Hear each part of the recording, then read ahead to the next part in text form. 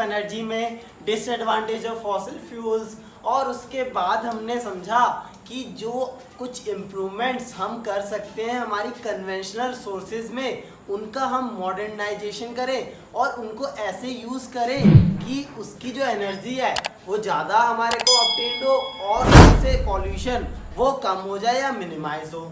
उसी की सीरीज़ में हमने पहले पढ़ा थर्मल पावर प्लांट।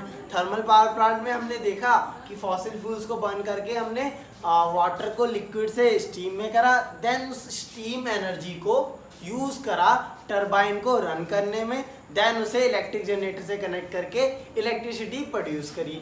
कुछ ऐसा ही हमने हाइड्रो पावर प्लांट में करा, है ना, कि हाइड्रो पावर प्लांट में पहले काइनेटिक एनर्जी स्टोर करी रिवर की एज पोटेंशियल एनर्जी, और बाकी सारा जो डायग्राम था जैसे किसी हाइट से मेरा वाटर गिरेगा उसमें काइनेटिक एनर्जी होगी। अब काइनेटिक एनर्जी जब होगी तो वो टरबाइन को रन करेगा और उससे दोबारा से इलेक्ट्रिसिटी जनरेट होगी।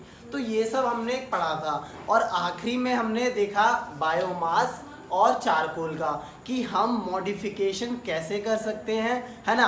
तो चारकोल तो हमने समझ लिया था कि अगर हम वुड को, कोई भी हमारे पास प्लांट का या ट्री का स्टेम है, उसको अगर हम हीट करें लिमिटेड सप्लाई ऑफ एयर में, तो जो उसके वाटर एंड वॉलेटाइल पार्टिकल्स वो एवापोरेट हो जाते हैं और सिर्फ हमें एक ब्लैक मास मिलता है जो कि हम चारकोल बोलते हैं।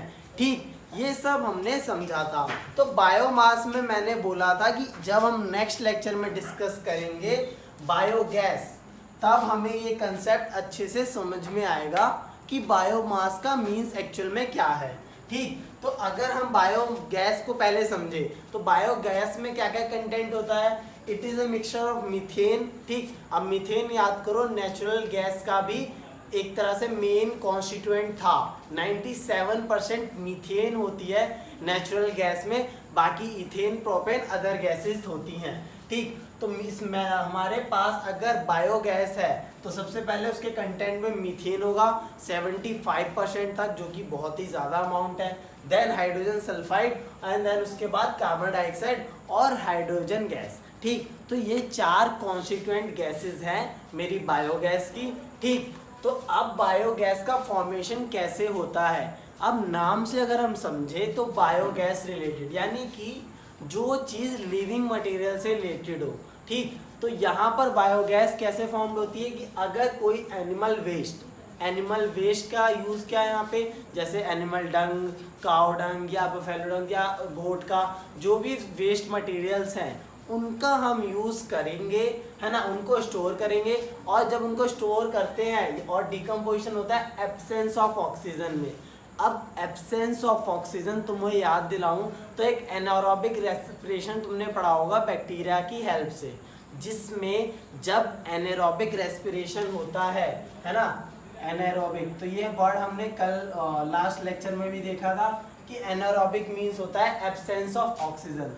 AN वाला मतलब स्टार्टिंग में लगने का मीन्स यही है कि ये एब्सेंस ऑफ ऑक्सीजन में हो रहा है। ठीक, तो एब्सेंस ऑफ ऑक्सीजन में ये जब प्रोसेस होती है तो बैक्टीरिया डिकम्पोज करता है एनिमल वेस्टेज को और क्या रिलीज करता है, मीथेन और ये सारी जो गैसेस मैंने CO2, hydrogen sulphide and hydrogen, ये सब गैसेस रिलीज होती है।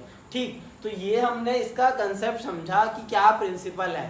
अब लेकिन अगर मुझे बायोगैस प्लांट फॉर्म करना है ना, अगर मुझे उसे सेटअप करना है तो ऐसा सिंपल नहीं है कि मैं एक बकेट लूँ और उसमें काउ डंग डाल के उसे कवर कर दूँ कि हाँ मैंने एब्सेंस ऑफ ऑक्सीजन कर दिया, अब मेरे को मीथेन या बायोगैस मिलेगी।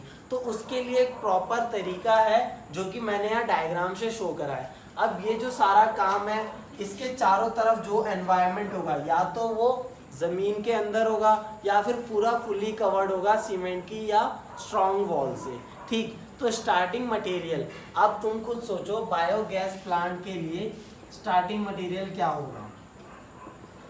कोई भी प्लांट अगर तुम्हारे पास है, अब यहाँ प्लांट में पौधे की बात नहीं कर रहा, प्लांट यहाँ पर हम बात कर रहे हैं जो हमने सेटअप करा है सिस्टम, जिससे हम जो भी है रिलीज़ कराना है या जिसकी यूज़ से हमें एनर्जी रिलीज़ करानी है।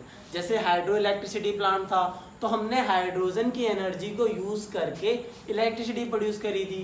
सेम यहाँ पर बायोगैस प्लांट के लिए स्टार्टिंग मटेरियल हमें समझ में आता है कि एनिमल वेस्ट होगा, ठीक। और ज्यादातर एनिमल वेस्ट प्रेफरली हम क्या लेते हैं, जो कैटल्स का हो, और कैटल्स ज्यादातर क्या काऊ डंग या बफेलोज वगैरह आती हैं, ठीक। तो कई बार इस बायोगैस को हम गोबर गैस भी बोलते हैं, ठीक। तो जो एनिमल वेस्ट या काऊ डंग है उसे हम गोबर बोलते हैं हिंदी में। तो गोबर गैस से भी कई बार स्पेसिफाई करा जाता है बायोगैस को, तो कंफ्यूज होने की जरूरत नहीं है, क्योंकि गोबर गैस, गोबर एक्चुअल में क्या है, एनिमल वेस्ट। सेम चीज बायोगैस भी क्या है, एनिमल वेस्ट, लाइक जो भी मटेरियल होगा एनिमल डंग उनका यूज करते हैं, ठीक। तो हमारे पास अगर कोई भी कैटल है और उसका हम काऊ डंग यूज कर रहे हैं, ये स्टार्टिंग मटेरियल है। अब उसको यूज कैसे करना है, तो मैंने सबसे पहले स्टार्टिंग में वर्ड लिखा है स्लरी, ठीक। तो स्लरी का मीन्स होता है कि अगर किसी भी कंटेंट में मैं वाटर या उससे रिलेटेड सॉल्वेंट डालूं तो उसको मिक्स करके मेरे को ऑब्टेन होगा, वो स्लरी होगी, ठीक। तो ये चीज बनती है किससे, काऊ डंग प्लस वाटर, ठीक। अब ये मैंने स्लरी का मिक्सचर बना लिया, ये एनिमल वेस्ट है एंड वाटर। तो इससे क्या हुआ, जो भी कंटेंट थे मेरे काऊ डंग के, अब उसमें क्या है कि वाटर का मिक्सचर है। अब एक तरह से कहीं ना कहीं होमोजीनियस मिक्सचर बन गया होगा, है ना। तो होमोजीनियस मिक्सचर का फॉर्मेशन, अब हमने, ये मेरी चीज है इनलेट, ठीक। तो याद करो कंडेंसर या कंडेंसेशन प्रोसेस 9th क्लास में हम जाते हैं तो हमने पढ़ा था, एक इनलेट वर्ड होता है, एक आउटलेट। तो इन माने अंदर, तो सिंपल समझो कि इनलेट माने यहाँ से हम अंदर करेंगे और आउटलेट जो है यहाँ से जो है बाहर जो भी चीजें हो रही होंगी, ठीक। तो समझो कि मैंने यहाँ पर मिक्सचर डाला, किसका, कैटल डंग प्लस वाटर। अब यहाँ काऊ डंग, कैटल डंग कुछ भी हो सकता है जो बायोमास के अंदर आता हो, एनिमल वेस्ट हो, ठीक। अब जब ये मैंने कंटेंट डाला तो तुम्हें पता है ये स्टोर होगा, ठीक है। अब ये स्टोर होना स्टार्ट हो गया, यहाँ पर ये डाइजेस्टर है और ये जो पूरा सिस्टम है देखो पूरा क्लोजली पैक्ड है ना, कहीं से ओपन नहीं है।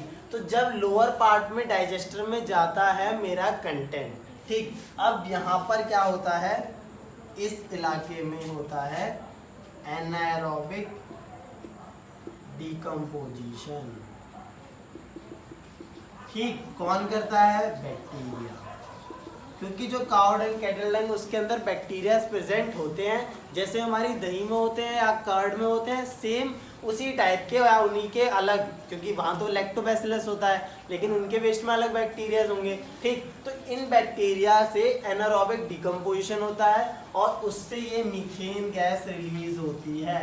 मीथेन का फॉर्मूला CH4, और एक और चीज़ ये ग्रीन हाउस गैस है, ठीक। तो ये सारी चीज़ें तुमने अगर तुमसे कभी किसी ने बोल दिया कि मीथेन के बारे में बताओ, तो फॉर्मूला तुम्हें पता है CH4, green house gas, natural gas का मेजर कॉन्स्टिट्यूएंट है, बायोगैस का भी मेजर कॉन्स्टिट्यूएंट है, ये सब चीज़ें तुम्हें पता होनी चाहिए, ठीक। तो एनारोबिक डिकम्पोजिशन करा बैक्टीरिया ने, तो ये सब गैसेस रिलीज हुई। अब यहाँ पर मैंने गैस आउटलेट लगाया है कि जब हम इसको ओपन करेंगे, अब ये जो प्रोसेस है ऐसे तुरंत नहीं होती कि जब हमने स्लरी डाली और तुरंत गैस फॉर्म होगी। इस प्रोसेस को होने में टाइम लगता है, करीब 30 डेज 40 डेज ऐसे डेज लगते हैं, क्योंकि बैक्टीरिया को ग्रो करने में और डिकम्पोजिशन स्टार्ट करने में एक टाइम इंटरवल होता है, ठीक। तो यहाँ पर टाइम इंटरवल होगा, उससे हमारी जो है गैस प्रोड्यूस होगी, एनारोबिक डिकम्पोजिशन हुआ, गैस आउटलेट से हम ऑब्टेन कर सकते हैं, ठीक। अब तुम्हें एक बात पता है कि अगर मैं यहाँ पर अब मेरा जो स्लरी है उसे भरता रहूं तो एक टाइम बाद आएगा ये टैंक भर जाएगा, है ना, क्योंकि एक लिमिट होगी। अब उस स्लरी को हमें निकालना कैसे है कि स्लरी यहाँ पर ऑब्टेन हो गई, तो उस स्लरी को निकालने के लिए हम मैन्योर या फर्टिलाइजर, इस फॉर्म में जो ये स्लरी है जिससे हमने डिकम्पोजिशन करा, हमारी गैसेस निकल गई। अब एक लिमिट होगी बैक्टीरिया की उस पर्टिकुलर एनिमल या काऊ डंग में ग्रो करने की, ठीक। तो जब सारा डिकम्पोजिशन हो जाएगा उस केटल डंग को या काव डंग को हम निकाल के एज अ मैन्योर या फर्टिलाइजर यूज करेंगे एंड देन फिर नई स्लरी यहाँ से इनलेट करेंगे और मैन्योर फर्टिलाइजर से आउटलेट करेंगे और गैस तो लगातार हमें ऑब्टेन हो रही है। ठीक, तो ये हाँ, तो अभी हमने बात करी कि बायोगैस में क्या क्या प्लांट का सिस्टम है, कैसे काम हो रहा है और प्रिंसिपल क्या है। ठीक, तो एडवांटेजेस की अगर हम बात करें तो एडवांटेजेस तो बहुत है। अगर मैं बिना कोई पॉइंट्स देखे सोचूं कि बायोगैस में हम यूज़ क्या कर रहे हैं, पहली बात एक वेस्ट यूज़ कर रहे हैं तो उसका डिस्पोजल आसान कर रहे हैं। हमारे पास स्टार्टिंग मटेरियल बायोगैस है, इसका मीन्स कि जो बायोगैस या कैटल डंग है या काव डंग है ईजिली अवेलेबल है, फ्री ऑफ कॉस्ट है, क्योंकि वो तो वेस्ट प्रोडक्ट होता है ना। तो ये सब चीज़ें हम समझते हैं। तो अब हम देखते हैं एडवांटेजेस। ठीक, तो पहला पॉइंट क्या है, इट बर्न्स विदाउट स्मोक। ठीक, यानी कि जो बायोगैस प्रोड्यूस होती है बायोमास से, तो उसके डिकम्पोजिशन से, वो जब बर्न करती है बिना स्मोक के बर्न करती है। अब ये देखो कितना अच्छा फ्यूल है कि बिना स्मोक के बर्न हो रहा है, तो पॉल्यूशन तो ये कर नहीं रहा।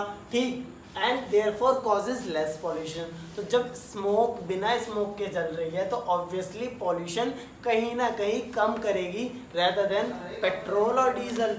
ठीक, अच्छा, second point, it is convenient to use and leave no residue.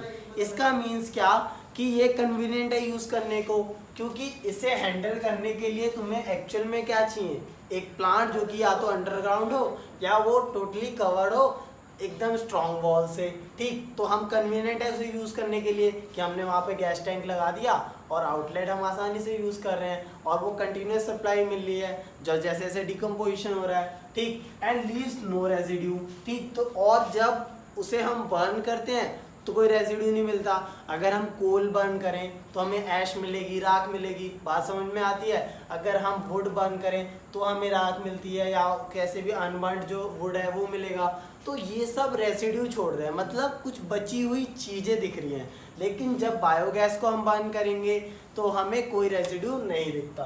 ठीक, third point, the slurry left behind is a good manure. ठीक, तो जो स्लरी एक्चुअल में बचती है, जब मैंने बोला था कि जो स्लरी, अब क्योंकि तुम लगातार कंसंट्रेशन बढ़ा रहे हो स्लरी की, तो एक टाइम आएगा कि ये फिलअप हो जाएगा, तो तुम्हें एक्सट्रैक्ट करना होगा जहाँ से डिकम्पोजिशन हो चुका है। तो जब तुम उसे बाहर निकालोगे तो वो मेरा जो अब काव डंग निकलता है बायोमास प्लांट से, बायोगैस प्लांट से, वो अब एक गुड मैन्योर होगा।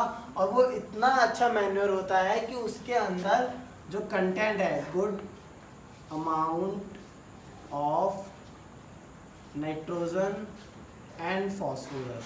इसका मीन्स क्या कि उसके अंदर फॉस्फोरस या नाइट्रोजन का कंटेंट काफ़ी अच्छा होता है जो कि हम एज अ फर्टिलाइज़र डालते हैं। तो ये यूटिलाइजिंग है हमारे लिए कि हमें अलग से फर्टिलाइज़र खरीदने की ज़रूरत नहीं है। और जो इसका वेस्ट प्रोडक्ट है वो भी हमें क्या है, यूज़फुल है हमारे लिए कि चलो हमने बायोगैस प्रोड्यूस कर ली और साथ के साथ जो बचा रेजिड्यू, अब उसका भी यूज़ हम मैन्योर और फर्टिलाइज़र में कर रहे हैं। और वो ऐसा वैसा फर्टिलाइज़र नहीं, नाइट्रोजन और फॉस्फोरस की कंटेंट वाला है, यानी कि बहुत useful. Fourth point, excellent method to dispose of waste. इसका मीन्स कि जो काव डंग है, कैटल डंग है, वो हम डायरेक्ट ऐसे डिस्पोज कर देते हैं जहाँ फेंक देते हैं, तो वहाँ पर इलाका या तो स्मेल आएगी या फिर जो बैक्टीरियाज ग्रो कर सकते हैं या बहुत ही गंदगी फैल सकती है।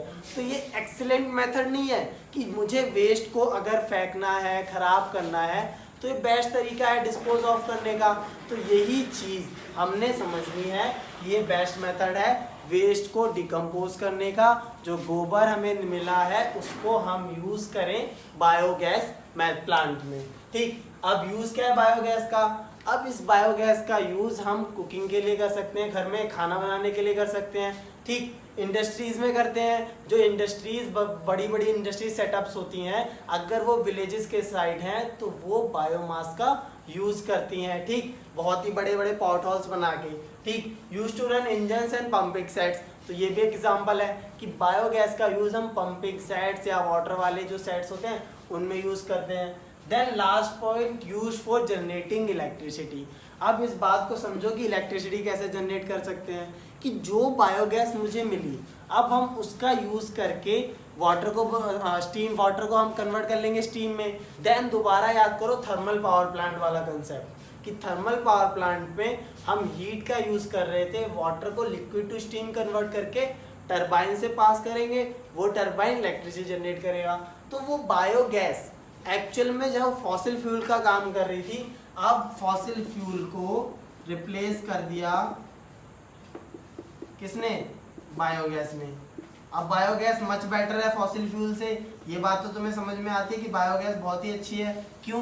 क्योंकि इसके अंदर स्मोक नहीं है, लेस पॉल्यूशन करेगा, रेजिड्यू भी नहीं छोड़ता, और ये एक्सीलेंट मेथड है वेस्ट को डिकम्पोज करने का। तो ये एक और एडवांसमेंट है कि जो फॉसिल फ्यूल्स हमें मिल रहे हैं, जैसे अभी तक हमने देखा कैटल डंग, केक्स, कंडे ये सब यूज़ होते थे जिसको हम डायरेक्ट बर्न करते हैं तो उससे ज़्यादा पॉल्यूशन होता है। लेकिन अगर हम स्लरी फॉर्म करके बायोमास प्लांट में यूज़ करें तो उससे एक तो मैन्योर फर्टिलाइज़र बहुत अच्छा मिल रहा है, तुमने अभी कंटेंट देख लिया, और सबसे इम्पोर्टेंट बायोगैस प्रोड्यूस हो रही है जो कि बर्न करने पे लेस पॉल्यूशन करती है और स्मोक भी प्रोड्यूस नहीं करती। तो ये जो सारे पॉइंट्स हैं, इन पॉइंट्स को ध्यान में रखना, और आंसर जब भी लिखो या जब भी किसी को बताओ तो पॉइंट्स में बताया करो कि लेस पॉल्यूशन होगा, लेस स्मोक होगा, वो रेजिड्यू नहीं लिफ्ट करेगा, मैन्योर और fertilizer good content in nitrogen and phosphorus, excellent method to decompose या डिस्पोज ऑफ वेस्ट यूज, ये सब तुमने समझ लिया। तो पॉइंट वाइज आंसर करोगे तो एग्जामिनर समझेगा कि हाँ तुम्हें पॉइंट वाइज सब चीज़ें क्लियर हैं, rather than तुम पैराग्राफ बहुत बड़ा लिख दो और क्लियर कुछ हुआ नहीं। ठीक, तो यहाँ तक बायोमास का था। उसके आगे अब देखते हैं हम विंड एनर्जी को।